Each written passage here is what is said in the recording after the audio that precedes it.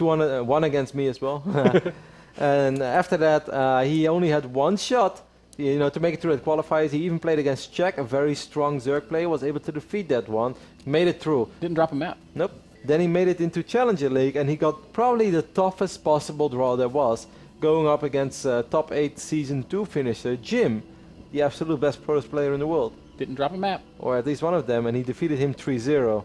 Now he made it into Premier League, but of course he's still not here yet. He has finally dropped a map. Yes, he has dropped the series even. So Bomber has taken a risky route. It almost looked like it was going to pay off. But now, Ben, he might be on the ropes a little bit. Bomber is going to go up against the winner of this series. Yowie Flash Wolves Haas is, of course, our blue Protoss, spawning in the right bottom side of Altazim. Going up against the man I know you adore, Ben. Go ahead and give him the introduction of a champ. The red Zerg player in the bottom left-hand corner of Altazim Stronghold. Ladies and gentlemen. In the red trunks. EG's Jaedong. That fell flat. Yeah, I didn't have the. You were building it up though. The echo of the crowd, the kind of, you know, you feed off that energy. E.G. Jaedong. Everyone starts clapping already. That's a quick forge, man, and that makes me think that Haas wants to get a little funky over here. Oh my god. Because there's a very big possibility this is going to open up with some cannon shenanigans. The good news is Jaedong's Overlord's going the right way. The bad news is I don't think it matters. Nope. There's a good chance he's still going to get cannoned. The good news for Jaedong is that he can always cancel that hatch and then just rebuild it over here. The bad news is that Haas can cancel that too, or cannon that too. Yeah, where is he going to build that first pylon is the real question. He's going to build it. He's going to scout the natural of Jaedong. What? What? Why here? Well, maybe this is cannons with a gateway? I think this might be cannons with a gateway.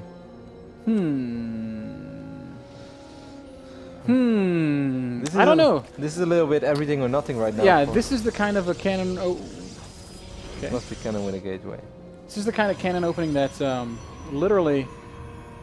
Jaedong is going to. He doesn't immediately threaten anything. Jaedong is already dropping his third hatchery. I'm not sure how I feel about this, but I'm sure I know Haas knows what he's doing, and I have very little experience talking from this point of view, so I'm just going to let it go, and I'm just going to get surprised, Ben. Alright. What are you going to do? Because even if he kills this hatch, that is not good enough. You know, unless Jaedong decides to send all of his drones to somehow save it, but you know, Jaedong does not have to do this. Nope. Jaedong, you do not have to do this. First cannon is up in a good spot, and it will, of course, cover the cannons covering that low ground hatchery. But now what? Exactly. I mean, I guess he can also start cannon. Well, this is actually pretty sick. This like allows him to cannon both bases. But even then. Yeah, I mean, yeah, one more cannon on the high ground makes it so you can't mine. Cannons on the low ground make it so you can't even keep that hatch alive. Lings look like they're just going to run across. Does he have a cannon at the top of his ramp? Yes. And how does he have all this money to afford this many cannons? Well, we're already 4 minutes and 50 seconds in this game. Jaedong, you're not going to be able to stop these cannons from going up, mate. This cannon, this one hero cannon, covers both cannon sides. So I guess this is one way to... This is a Wiedemann's level cannon rush. Yeah, no. There's no other way to phrase it. The only person who can execute stuff like this is Wiedemann. I feel like Haas has been doing some coaching. And with one set of cannons, he's essentially been able to kill 2 hatcheries. You know, Hastem has once upon a time approached Galzi for some cannon lessons because he's like, hey, these guys are really good at cannoning. Hastem's the guy that goes gateway expand with his gateways at the bottom of the Zerg ramp, though. He did that once. And won with it.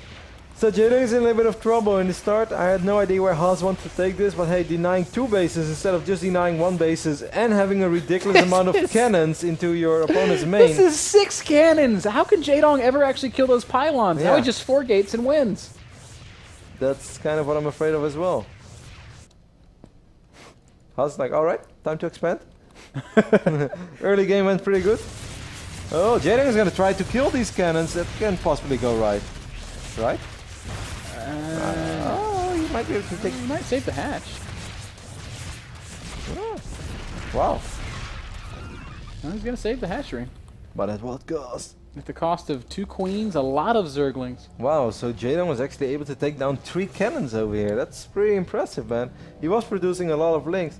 He will be able to start working on this pylon as well. And then maybe with a queen, he will be able to start working on this pylon, which will unpower everything. There should be a way that this queen can hit this pylon, right? Maybe from like the top left of it. I don't know. Hard to say. Ling's out on the map. We'll shut down additional scouting from Haas. But how far away is Warp Gate? It looks like it's... No, there's going to be a Stargate? Yeah. It's not too bad. I think that's a terrible follow-up. No, like sometimes you think you're further ahead than you actually are. If Jaedong makes a Roach Warren and you start warping in a lot of units and you can actually not kill him, you're dead as Protoss. Yeah, I don't think it's that bad. I actually kind of like it. Stargate is double as effective in these low eco games. I have tried this a lot as well, because sometimes I cannon rush the Zergs, and then if I follow it up with a 4-gate, but you do not win with it, you're kind of digging your own grave. You've lost. Yeah, there will be an Oracle, and I guess the reality of the situation is one Queen is going to have a hard time against the Oracle, and of course there's still that cannon on the high ground that can provide cover. The only thing that could have maybe worked is like opening up with 4 gates and trying to get Zealots, and then followed up with Phoenixes. That is extremely effective. 3 more gates will go down. Stargate? Because he's already making spores. He saw it with his Overlord. He picked in and he saw the Stargate. You think that Oracle can kill a hatchery? No, no way. 300 hit points? No, Oracles don't do that much damage to buildings. And I really like that Jaedong is throwing down the Roach Warren ban. He has to worry about gateway units being warped in. Of course, we all remember Jaedong versus SOS on Derelict Watcher from BlizzCon, where unlimited amount of Zealots forced unlimited amount of Zerglings, and then the Phoenix cleaned up the rest. If Jaedong would have just had some Roaches to deal with those Zealots, everything would have been different. It's good to see Jaedong has learned from that, man. Well, for now, the Oracle's done absolutely zero. We're going to see if Haas is able to keep it alive to come back and deal some damage later on. There are Phoenixes following this up. And Warp Gate is also finishing, and I would be surprised if we didn't see at least a couple of Zealot Warp Ends, although with Roaches on the way. Exactly. I don't think it's going to be that effective. The work account shows us 47 drones against 36 probes. It's actually a pretty good scenario for Jaedong, especially with the layer going up as well. I mean, when it's all said and done, these... Jaedong keeping this hatch alive was massive. I did not think that was possible. He really surprised me there. 650 plus 4 Zealots. I mean, when this is all cleaned up, Haas is going to have lost more than Jaedong. Yeah, like Haas banked on the fact that this hatch was going to go down. He's warping in a lot of Zealots right now, but I don't think that he's going to be able to break Jaedong over here, Ben. Queens and Zealots. The Oracle. There's a Spore Crawler there as well. I think that Haas is throwing away a lot of money. He's just going to give Jaedong even more space to get ahead. Like Zealots are just not going to kill Roaches on creep. You are correct, and they're not even really going to do that well against the Queens. As Jaedong's got some of the most brilliant unit control that there is. Right when you say that, the Zealots are just there hammering away at the Roaches. Bad luck, Ben. Well, I mean, still, the compliments the greatest RTS player of all time, messes up.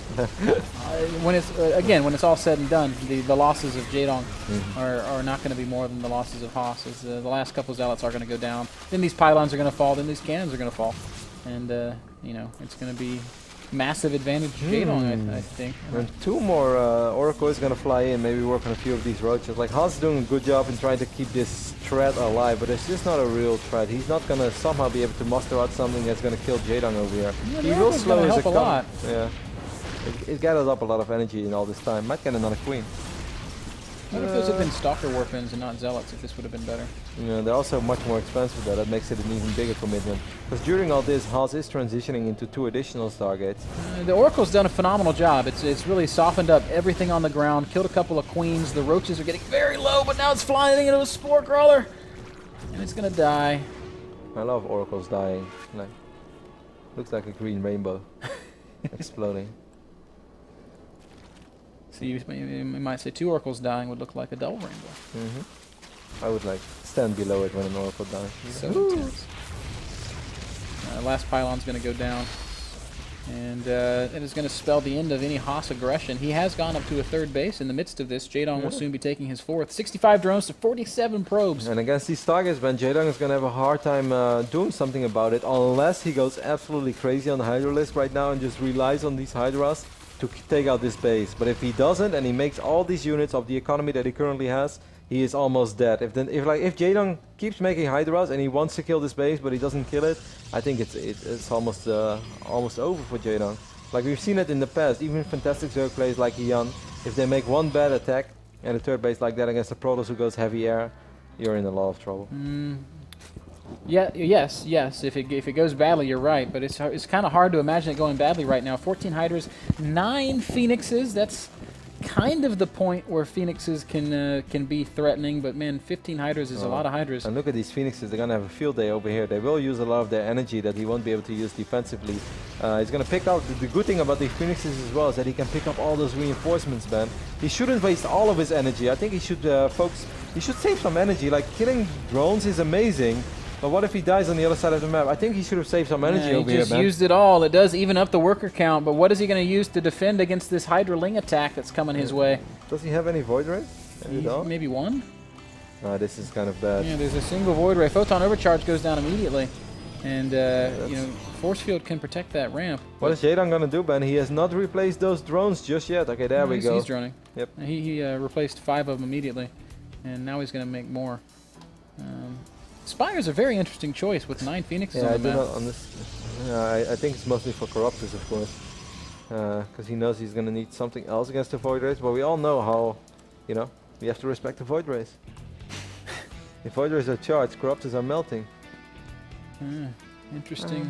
What was that situation. cartoon where you always heard, like, I'm melting? I just suddenly had this flashback of my childhood You're years. thinking of probably The Wizard of Oz. No, I've not The watched witch that. dies, and then she melts. It's definitely from The Wizard of Oz. I've never watched The Wizard of Oz, so it can't be that. More drones and queens will fall. Haas doing a really good job with these Phoenixes, and it seems like it was the correct choice after all, Ben. Picking up all. I think that Jaedong should have just gone for it. Like sometimes the Photon Overcharge looks scary, but against 4 Zealots and 3 Sentries, I would have loved to see how my Hydras would trade, because I think they would trade fantastically. Yeah, this is tough, man. Suddenly there's double Stargate production with Void Ray count getting very high. We still have a huge Phoenix presence on the map, which, you know, 9 Phoenixes by themselves are going to be hard for, you know, 8 Corruptors to deal with. And with the 4 Void Rays, it gets even harder. There's also a Robo going down, which means Immortals and Colossi are not far away. With Zealot Charge also being researched, this is going to be a very formidable Protoss army. It's happening, man. 2 Protoss advancing from Group D. Don't say that. It could happen. Don't you dare talk like this about the Dong. He's gonna win. We're not there yet. This is just the very first game, and Jaedong is still in a good position. He's up 40 supply, but I am a little worried for Jaedong because this Protoss army is getting stronger and stronger and stronger.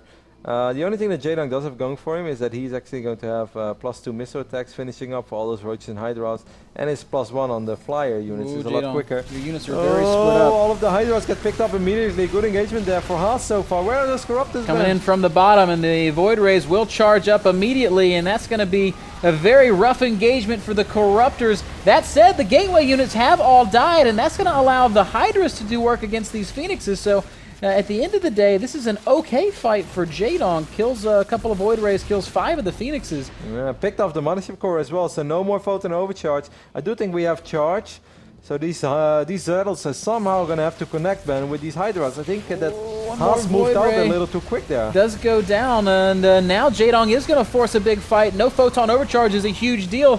There are enough Hydras to kill off the Zealots. The Phoenixes decided to chase after an Overseer. And it looks like somehow, some way, Jaedong has found the right engagement. Yep, all of the Void Rays are dead.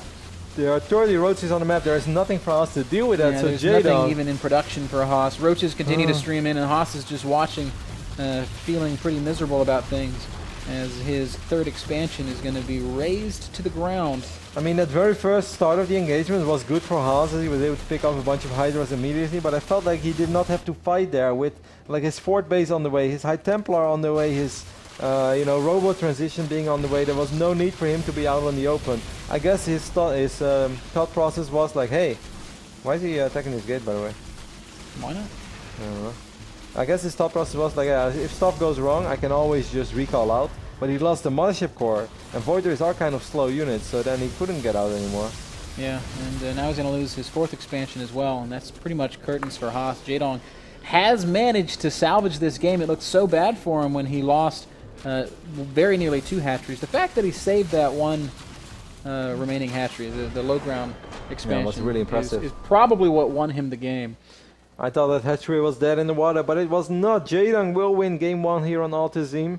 It was a pretty crazy game with a lot of mid-game action. I haven't seen a whole lot of games of StarCraft play out like that, but that's why it's fun to cast this map, because we keep casting eOnZerG and Heavy Rain, and well, Heavy Rain is cool, it's still kind of new, but you know, like Frost, Polar Knight and eOnZerG, I know